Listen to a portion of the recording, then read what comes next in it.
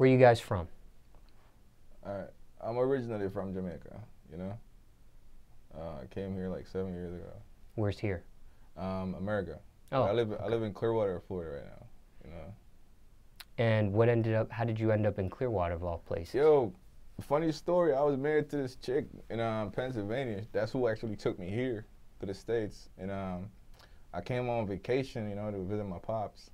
And then I just saw Clearwater, man. I fell in love with it. So I was like, yo, fuck it, I'm gonna live here.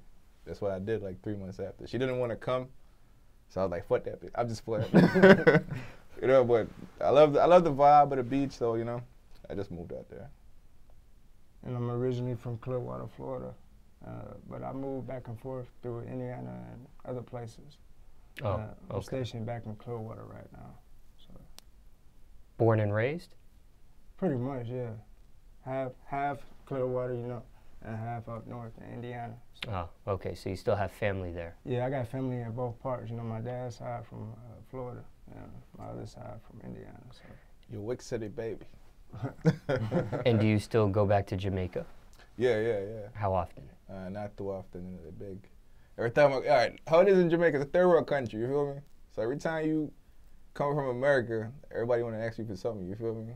So I try not to even be on Facebook like that. Or even when I'm down there, I stay to myself, you feel me? So not that often, but I love everybody in Jamaica, yo. Now, growing up, what was it like growing up for you in Jamaica and Clearwater, and then Clearwater and Indianapolis? Indiana. Yeah. Paint the picture for us. Oh, growing up in Jamaica, it wasn't the best living condition or the worst, you know. I was taught to be humble, you know, taught to be respectful, and taught to hustle at a young age, you know. I remember I was like 9 years old, you know, selling bike juice. We got juices in little bags and shit, you know, so my pops would give me money, let me get some bag juice. I'd sell that to get my own money, you know what I mean? So, like, you know, it just taught me morals in general. You know, it was a good upbringing. For me, I grew up with 5 brothers and sisters. Well, it was 5 of us, you know. My mom was a single parent, and I had to pretty much help raise them, you know, at a young age, so I would say that I had to grow up at a young age. Growing up, I played basketball a lot, and I pretty much quit focusing in school because I had so much going on at home. So it kind of drew me in another direction. Always moving a lot. Was it rough upbringing? Would you consider it rough? It wasn't bad, but it wasn't all good either. So. I see. What about you? I don't know. I wouldn't say it was a rough upbringing, you know? I grew up with a lot of love, you know? It wasn't like the easiest, but it definitely wasn't like the roughest, you know? What was your roughest moment growing up? Man, I had so much rough moments, bro. Like, a lot, man. I thought you said it wasn't rough. Yeah, but I just say it wasn't like all bad, you know what I mean? Like, it ain't all bad. Like, nothing is all bad or all good, you know? No, it was just right in the middle. Like, yo, I had it rough, and I had it good too, like, you know? Like, I don't know what's the roughest. Like, I can't say, oh, I went hungry to bed or nothing like that. My pops, like, tried, you feel me? And fend for us and shit. You know what I mean? But I used to get my ass whooped a lot because I was bad, like, you know what I mean? I get my ass whooped. I'd be in all types of troubles. People trying to kill you, you know? The police, like, yeah, man. It's not all bad, though, you feel me? It's not all good either. I don't know. What's your rough? So, you get that. One of the roughest times that I remember most was we was homeless. We had to sleep in a car, you know, by a river. And it was me and my brothers and sisters and stuff, you know. Just seeing the expression of my mom's face, you know, that pain. How long did you have to go through that? That was a couple weeks, you know.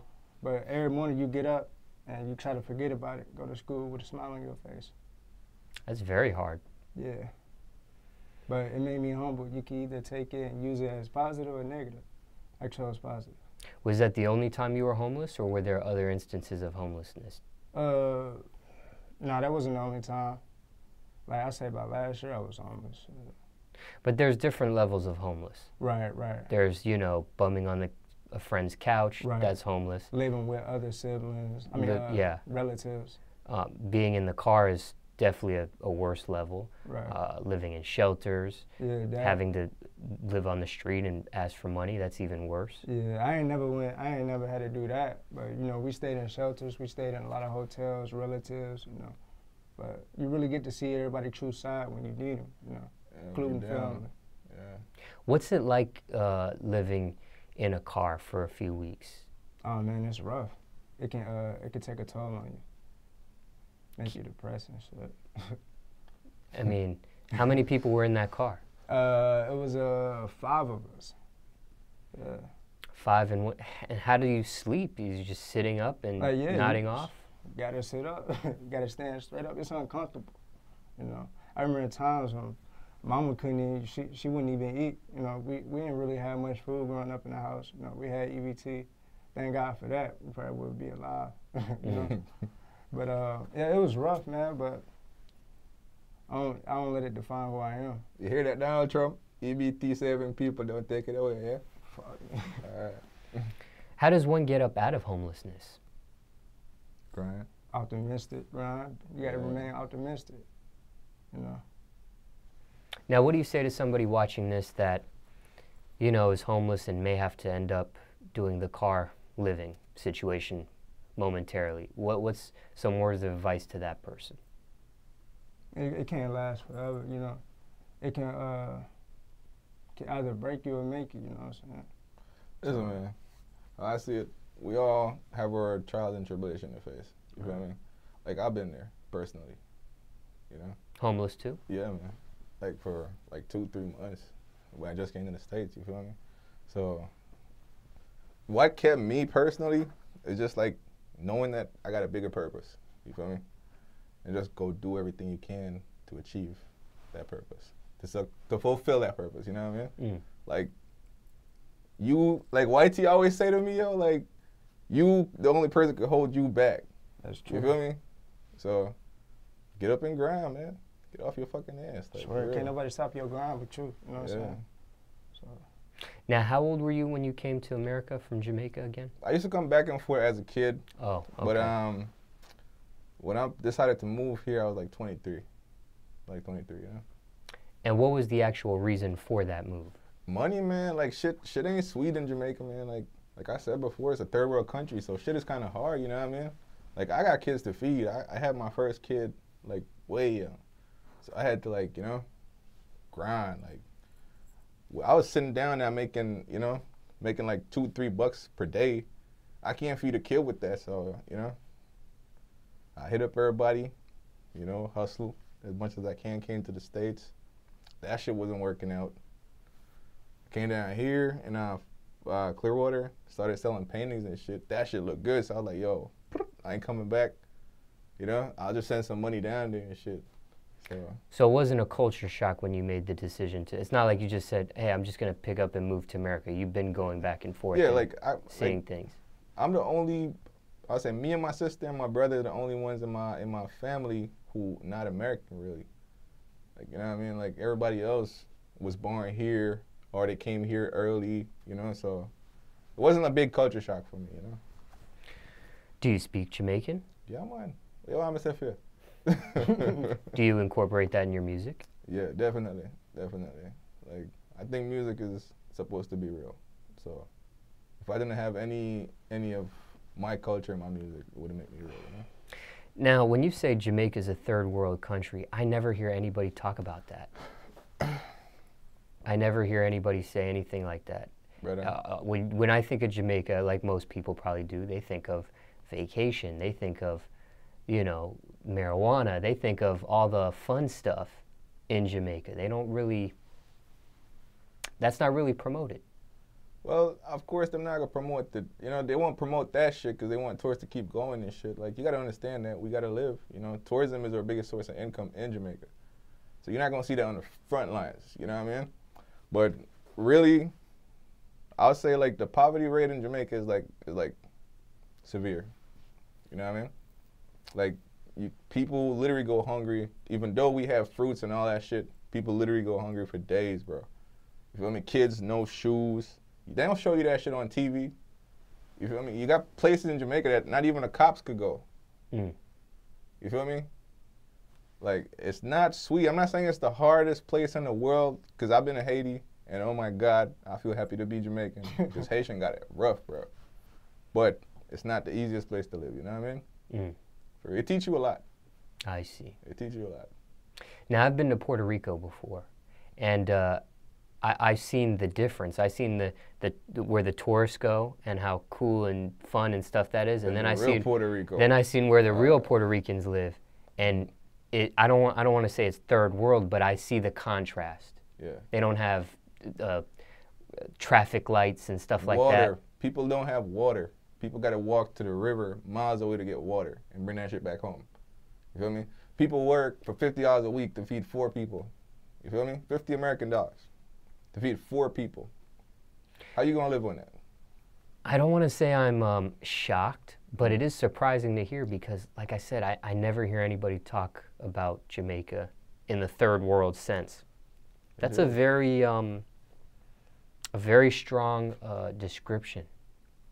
That's not a light thing to say.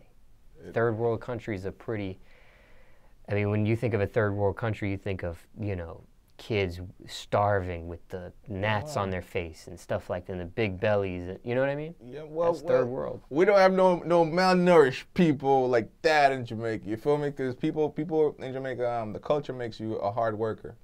So, you know, like I said, my pops gave me my first little business at 9 years old, man, to sell juice. So everybody had something they had to do, you feel me?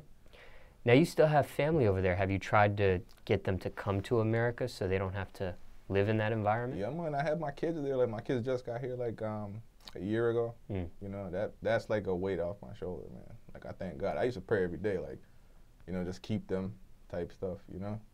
I still got people down there. I got cousins and shit, you know? And like I say, man, the struggle real. Like, when somebody hits you from Jamaica, man, they want money, you feel me? And you'd be an asshole not to send it because people really, really suffering out there, you feel me? Now, what about, and how old were you again when you came to? 23. 23, okay. Yeah. So when I decided to move here. Right, I got you. So you had already done school and all that type of stuff? Yeah, man, high school, college, all 9. Oh, so you did high school and college in Jamaica? Yeah, I started high school at 9 years old. And what, wait, you started high school at 9 years old? Yeah, 9 years old. Ask anybody who know anything about is that like because you're a genius, or is it an accelerated program, or gifted student? Well, like I said, I used to get my ass whooped to learn. You know, when I was a kid, my pops used to give me 10 words to learn every day out of the dictionary.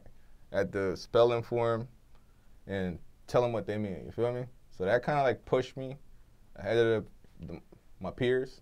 So, you know, so I was like 3 years ahead of my peers. So all my friends are 3 years older than me. You know what I mean? I wouldn't say I'm a genius or nothing. I just had to work. Like, anything you want in life and you work for, you're going to get it, man. So I just put in the work, you know? So when do you, how old were you when you start college? I was 14 plus. I became 15 that September in college. But what's the average? Okay, that's your age. All right.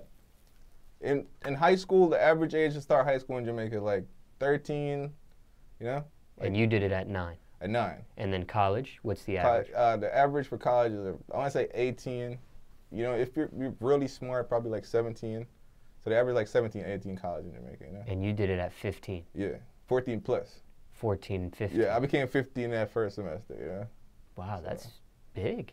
That's all right, man. It is a part of life. I think people should go get an education, you know? Is college in Jamaica a 4-year type of thing like it is in America? Yeah, it depends on what you want to study, really. You know, it depends on what you want to study. What'd you get your degree in? Shit, art. Because my whole family artists, you know? So I just did the easy thing.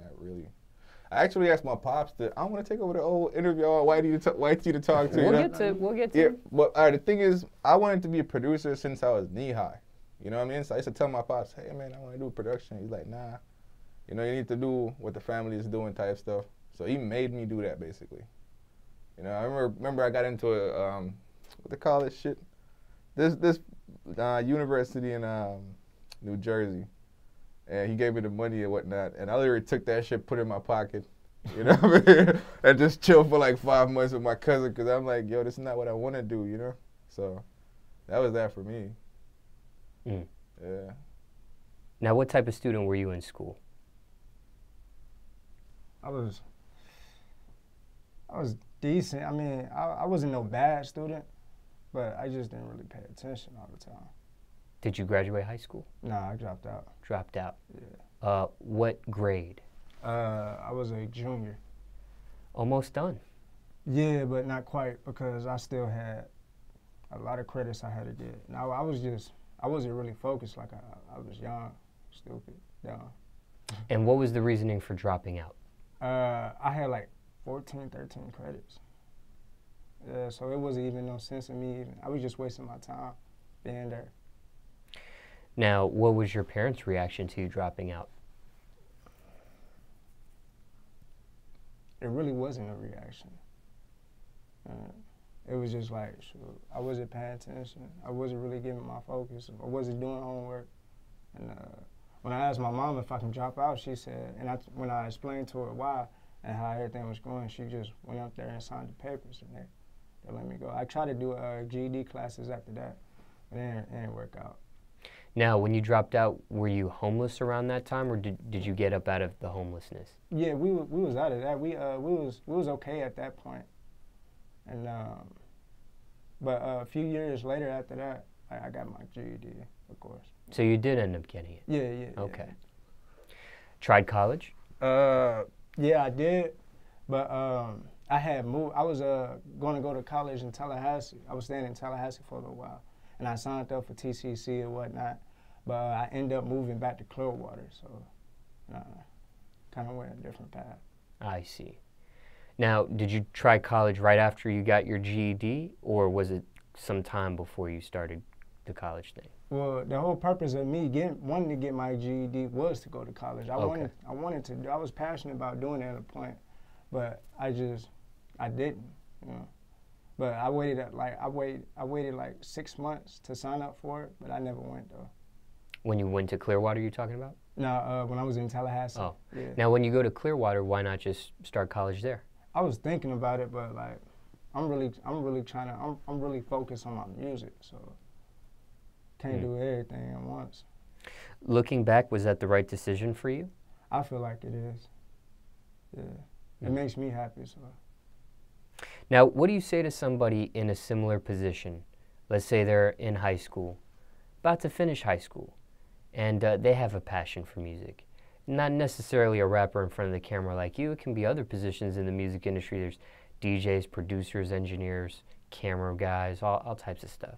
What do you say to somebody that has a passion for music, finishing up high school, has to make the next decision in their life? Do you tell that person to go straight into the music, or do you tell that person continue their education and do music if they can? I think they should definitely finish their education. It's very important to get it. I just failed, at it. If I can go back, I'd definitely finish and focus. But I think it's very important to finish. And, if you can, go to college. Yeah, man. It don't have to be music. You don't have to do music. You can be a lawyer. You can be a doctor, anything. I'm going to hit them with some gem that my parents always told me, right?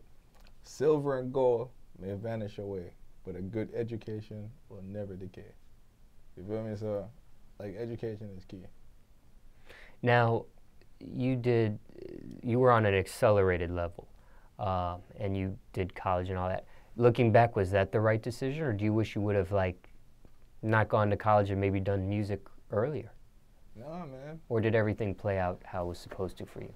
Well, I'm still grinding with the whole music thing, you know what I mean? Like, to be honest with you, while I was in college, I was doing music, in Jamaica. Like, I performed for the Prime Minister. I done did so many shows and stuff like that locally in Jamaica, So me personally, I think education is key. Like, I got kids coming out, and whoever's watching this, I want to send the right message, let people know, yo, the streets ain't for dumb niggas. So if you want to be a street nigga, you still going to have some smarts. You feel me? So go get that education, man. That shit is important. Ain't nothing out here for you if you ain't got an education, man. You're going to flip burgers, bro. Does any of your music get played in Jamaica now? I don't know. Have you ever tried to get your music played in Jamaica? Yeah, I got my homeboys and whatnot who you know, do a little thing, but ain't nothing big, you know? Just curious. Yeah. Jobs you had growing up, if any? True. For me, I worked at a couple grocery stores. My first job was Save a Lot. I got that when I was 18. I worked there for about 7 months, and after that, I worked at Wendy's for a little while. Quit these jobs? Got fired from these jobs? What happened? Quit the first one, and the second one, I think I got fired because I had a. Big bet. I was going to court dates at the time, and like I didn't let them know and stuff. So there'd be times I'd be late all the time, and they just got tired of letting my ass go. I see. I ain't never had a job. Like literally never had a job. Like I always been self-employed. You know, I firmly believe in that. Like doing what you want. You know. And when you came to America to live, self-employed. You were selling paintings and stuff. Yeah, selling pictures. I was fortunate enough to be blessed with like a talent of painting and whatnot, you know. So I was teaching art right after college, like teaching in multiple high schools. When I came here, I was like, yo, shit, this could be lucrative. Why not do it, you know? And I was just on the beach working 4 hours a day. You feel me? And I've seen people. I've been to Clearwater Beach before, and I've seen people sell like crafts, like shell necklaces. You probably and saw me down there painting, man. and I painted 5-minute pictures. You feel me? Like, yo, I was homeless, like just on some dumb shit. You feel me? And that's what really got me out of my situation. Like just finding something I could do and apply myself. But see, when I go to Clearwater and I've seen people, you know, like on the pier sell stuff, Pier 60, right? Yeah. I see a lot more people browsing and looking than I see people buying. And I always wondered in my head, like, does anybody buy this stuff? That's where the hustle mentality came in. I grew up hustling, you feel me? I'm gonna make you buy my shit. You feel me? Like, what I noticed, even when I'm advertising on TV, try to sell you something, they try to make it, like, personal, relatable, you feel me? So what I used to do, I had my tactic. I was like, yo, what's your favorite color? When you tell me your favorite color, I'm like, hey, how about I paint you something in your favorite color in 5 minutes? Come on, after you see it, watch it, you felt like, yo, I was there for the moments. I'm gonna get that. You know what I mean? So it's just tricks and trade. Was it profitable? Don't rob me, but I was banking. Yeah, it was very profitable. Like I started my recording studio right after that. You feel me? Like it was very profitable. So profitable enough to get you a recording studio. Definitely. Like I think, shit, if this shit don't work, that's what I'm gonna go back and do, bro. Yeah, man. It was alright. Both parents in your life? Yeah. I always had mom and dad. They're not really together, but I always had a good relationship with both my parents. You know? How old were you when they separated? I say 16, 17. Okay. Yeah. And you mentioned your mother, right? Yeah. What about your father? I never, growing up in the early stages, I never really had a relationship with him. They split up like when I was like 3, and he went to the Navy after that. So like. Still no relationship with him yourself? No, I got a relationship with him now. How did that happen? Did he come to you? You come to him? Actually, he lived in Clearwater. So like I go see him. You know what I'm saying? But how did the relationship like patch itself up? Was he seeking you, or you were seeking him, or? We'll stay in contact, but it wouldn't be like on a daily basis, you know. So like we'll talk, but you know, not often. How old were you? Go ahead. So when I moved back to Clearwater, you know, I called him. I don't know, I was here. Like I always see him. Like I say, after like 10 years, and we'll come here because we move back and forth a lot. And when I come here, we'll visit him and see him for a little while. So. But it wasn't really like no everyday thing, like what's up there, what you doing, a whole conversation, none of that. How old were you when you got the relationship back on track? Probably like 15. Okay. Yeah. Did you have another male figure in your life during that time he wasn't there as frequently? Yeah, my mom, she was married. She was married at the time. Stepdad? Yeah. She was married to him for about 6-7 years. Do you have a good relationship with him? Yeah, actually I did. Yeah, he was cool. Still in contact with him? Yeah, actually I am, yeah. I just talked to him like last week. Yeah, he supported the music and everything. He kind of motivated me to do it, you know. supported me. So we got a close relationship. Now, in regards to your parents, what's the worst thing you put them through? Sounds like you were put through a lot just growing up, but what's something you put them through? Going in a bad direction, like getting locked up, stressing mama out. Definitely. Especially my last one, like the last time I got locked up. Yeah. What were you getting locked up for? At that time, I was locked up for a robbery case, but I didn't do it. You know, they caught the wrong guy. Mm. But I was going through it for about a year, and thank God, you know, I got out of that situation. I beat the case and everything. And like just being like locked up, I wasn't locked up for long. I was locked up for like 2 weeks, but that was enough time for me to realize like this ain't what I want to do for the rest of my life. So I had to make a change. And I was always close with the music, so I just took that more seriously. Yeah, I could agree with that. Like getting locked up is like the worst thing I ever put my parents through. What were you getting locked up for? Man, just dumb shit. Thought I was like Al Capone or, you know, one of these movie guys. Money, you know, not being smart, you know. So basically, you know, I wisened up, man. You know, looking at your mama through the fucking window, you know, 23 hours a day locked down, an hour out in New York, like that shit ain't fun. So, you know, just like seeing my mom and my whole entire family go through that, and me know, all right, the streets ain't for me. Like, you feel me? So. Now you have siblings, and you mentioned what, 4 sisters? No, 2 sisters, 2 brothers. 2 sisters, 2 brothers. Yeah. And what about you? Yeah, I got an older sister, younger sister. Love my younger sister. My older one too. I got a brother. Big up yourself. Where are you on the ladder? I'm the oldest. Okay. Yeah. Now, does anybody else rap in your families besides yourself, or just you? I think it's just me. No, actually, I had cousins growing up. Like they was doing their thing too, and like it kind of motivated me to do it because they was getting mad respect from it. My whole family musically including, like everybody in my family. Like I'm the only one who raps, but everybody plays the drum or do something. My pop's an artist too, you feel me? Like he still tours and shit like that, so, you know. An artist, musician? Yeah. Okay. Reggae artist. Oh, okay, got you. Have you guys collabed? Actually, we did a song the other day, but, you know what I mean? Like, that's the first time we ever, like, worked on something that I'm proud of. Like, you know, like, I'll show people, like, yeah. But my pops always used to, like, teach me how to play piano and shit like that. Like, you know. I don't know about collabing with him. He a reggae artist, you know what I mean? Yeah. I mean, you incorporate, yeah, but his shit is that old school shit, man. Like, that one drop, you know. It sound good, but, you know, it's just not what I'm into, you know what I mean? Yeah. Hey, shout out to Pops, man. What does your family think about your rap career?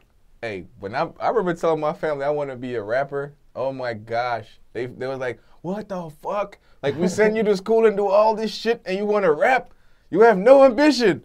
I'm like, fuck it, like, that's what you think. But other people out here think I got talent. Like, I want to do it, you know? So, I eventually won them over. Like, they're my biggest fans now, you know? So. What was the question again? What'd your family think about your rap career? At first, they didn't really support it. Like, my dad, they didn't really, like, supported it. But my mom, she supported it. Like, it ain't nothing new. It ain't come out of nowhere either. Like, I always kind of, like, been into the writing thing. Because in school, like, I was always good in English class. I was always good with that. But she supported. I see. Now, did your parents support you from the jump, or did they have to warm up to it? Kind of from, with my mom, it was from the jump. But dad, you know what I'm saying? Like, he had to warm up to it. I think he's still warming up. But shit, fuck it. Yeah, my parents wasn't having that, bro. Even though your dad was a musician? Hell no, he didn't want me to do it. He's like, man, this shit is not for you, man. Like, do something else. He was trying to do everything to get me not to do music. But, you know, when you have a passion for something, it's just going to happen, you know, no matter what nobody does. Right. Have they ever seen you perform? My parents love my performances. Like, you know, it took years. It took probably 3 or 4 years, you know, when I just started to even have my pops, like, in the studio with me type stuff, you know. But my mom never seen me perform it because she a Christian, you know. I be swearing and shit. See, I'm swearing right now. But, you know, but hopefully one day she'll see me perform. But, you know, she listens to my music. She loves it. You?